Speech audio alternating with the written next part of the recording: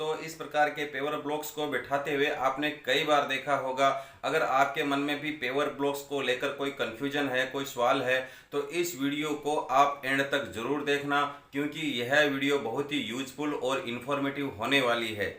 और इस वीडियो को देखकर आप भी अच्छा काम कम समय में, कम पैसे में करवा सकते हैं। नमस्कार दोस्तों, मैं हूं आपका होस्ट और दोस्त कॉन्ट्रैक्टर गोपाल प्रजापति और आप देख रहे हैं हमारा यूट्यूब चैनल कॉन्ट्रैक्टर जी।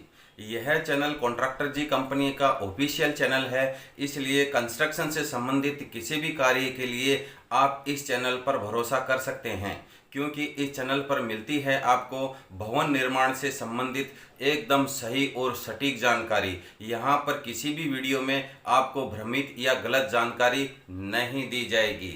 इसलिए अगर आपने इस चैनल को अभी तक सब्सक्राइब नहीं किया है तो सब्सक्राइब कर लें और बेल आइकन को भी दबा दें। तो चलो शुरू करते हैं इस वीडियो को। आज इस वीडियो में हम कवर करेंगे पेवर ब्लॉक्स यानी कि इंटर ब्लॉक्स क्या होते हैं, ये ब्लॉक कितने प्रकार के होते हैं, इनकी थिकनेस कितनी प्रकार की होती है, कौन सा ब्लॉक कहाँ पर यूज करना चाहिए, फैक्ट्री में इनका क्या भाव होता है, इनकी लेबर कॉस्ट कितनी होती है, इनमें कौन सा मटेरियल यूज किया जाता है, विथ मटेरियल कितना खर्चा आएगा और इनकी फिटिंग प्रोसेस क्या है। और अंत में हम जानेंगे कि ब्लॉक के क्या फ़ायदे हैं और क्या नुकसान हो सकते हैं। तो चलो वीडियो को शुरू करते हैं और जानते हैं कि पेवर ब्लॉक आखिर होते क्या हैं। ये जो चीज़ आप मेरे हाथ में देख रहे हैं, इसको हम पेवर ब्लॉक, इंटरलॉक या पेविंग ब्लॉक भी कहते हैं। वह कई लोग इसको पार्किंग ताबूक के नाम से भी जानते हैं।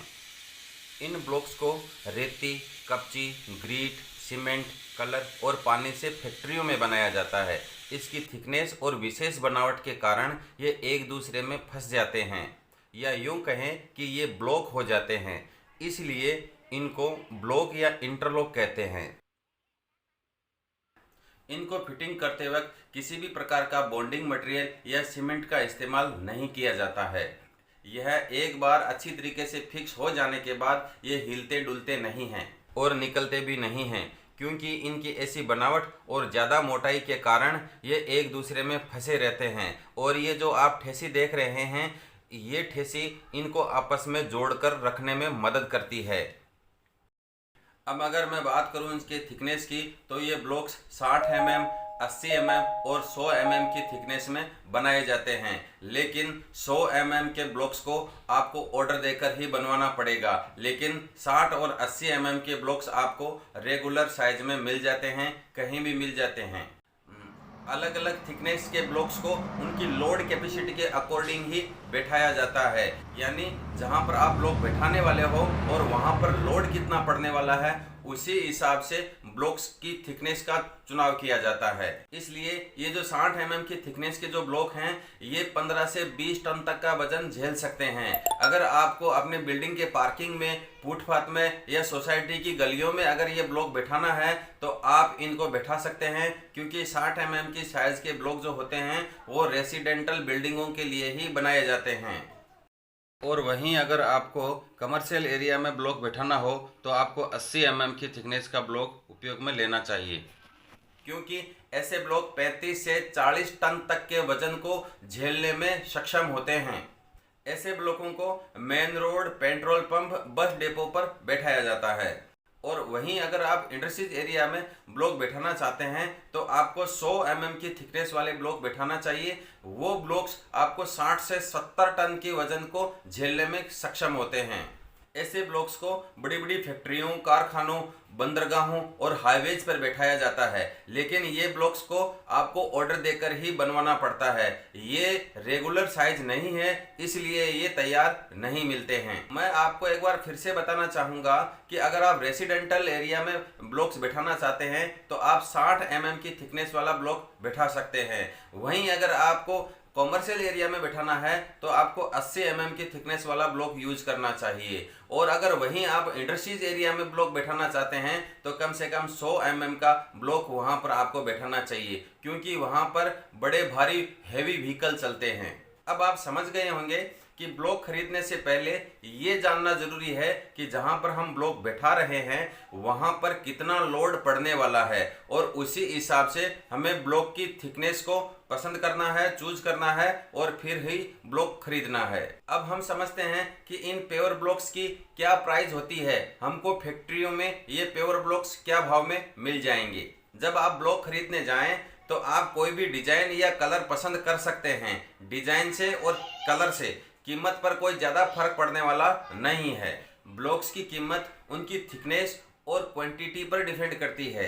अगर मैं रेगुलर कीमत की बात करूं तो 60 mm के ब्लॉक्स आपको 27 से 32 रुपये प्रति स्क्वायर फुट मिल जाते हैं, और वहीं अगर आपको 80 mm की थिकनेस के ब्लॉक्स चाहिए तो आपको वहां पर 33 से 37 रुपये खर्च करने पड़ सकते हैं। और अगर आपको इनसे भी ज़्यादा थिकनेस वाला हैवी ब्लॉक चाहिए तो आप 100 mm के ब्लॉक की तरफ जा सकते हैं, जो आपको 40 से 45 रुपये प्रति स्क्वायर फुट के हिसाब से मिल जाएंगे, लेकिन इनको पहले ऑर्डर देकर बनवाना पड़ता है। ये जो कॉस्ट मैंने पेवर ब्लॉक की बताई है ये एक रेगुलर प्राइस है। अगर आपकी क्वांटिटी ज़्यादा है तो आप वेंडर से नेगोशिएशन कर सकते हैं।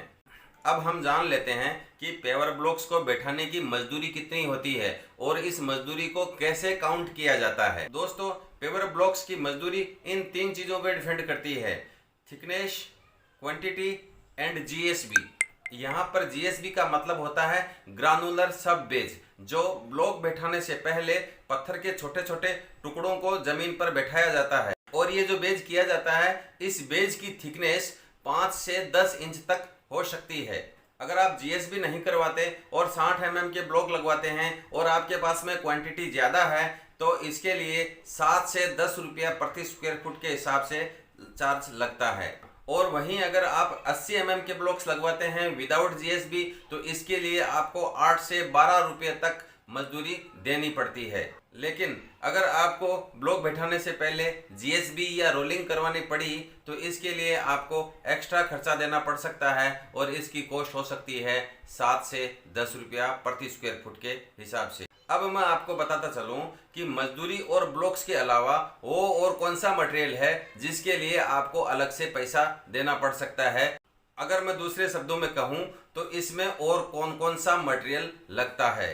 अगर आपकी ज़मीन दलदल वाली है तो आपको इन मटेरियल की ज़रूरत पड़ेगी: जीएसबी यानी ग्रानुलर सब बेज, स्टोन क्रशर जिसको हम एम सैंड कहते हैं, पेवर ब्लॉक्स जो हम अभी देखे हैं, रिवर सैंड ये वाटा करने के लिए चाहिए, सीमेंट ये भी वाटा करने के लिए चाहिए, एग्रीग्रेट ये भी वाटा करने के लिए चाहिए, और पानी।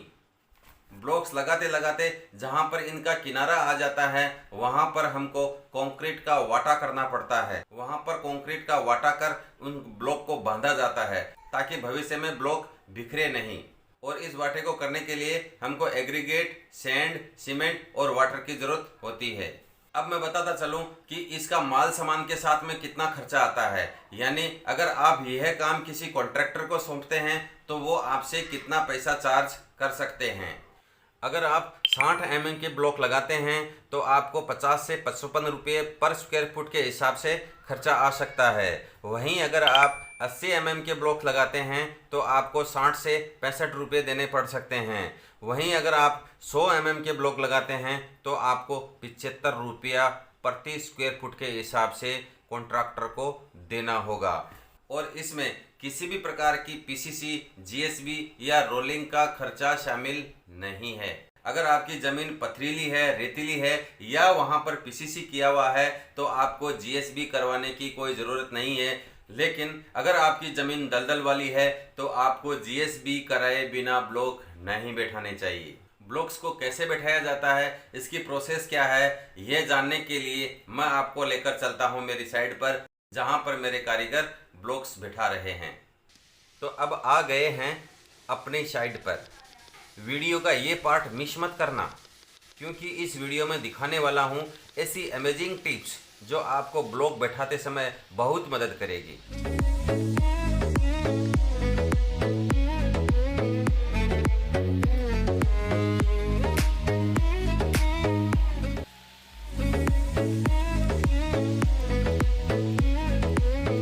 सही दिमाग लगाकर और सही टूल्स का इस्तेमाल कर आप ब्लॉक का कार्य बहुत आसानी से कर सकते हैं और कम समय में और कम खर्च में करवा सकते हैं। सबसे पहले मटेरियल को मूव करने के लिए आपको व्यवस्था करनी चाहिए, क्योंकि इसमें सबसे ज़्यादा टाइम मटेरियल ढोने में ही लगता है। आपने भी कुछ इस तरह की व्यवस्था कर ली तो आपका काम बहुत आसान हो जाएगा। ब्लॉक बिछाते समय इनके लिए बेज बनाना भी एक कारीगरी का काम है। कितना ऊंचा लेना है, कितना नीचा लेना है, कितना ढलान करना है, कहाँ से करना है, इस पर पट्टी कैसे घुमाई जाती है और कैसे सपाट किया जाता है, इसके लिए एक निपुण कारीगर की ज़रूरत होती है। इसको और भी आसान बनाने के लिए आप भी पहले मशीन से ब्लॉक में खांच बना लें और 2 ऐसे पाइप की व्यवस्था कर लें और वो पाइप इन ब्लॉक्स में फंसा दें। फिर स्टोन कर्सर डालकर आप किसी दूसरी पाइप या पट्टी से सीधा खींच सकते हैं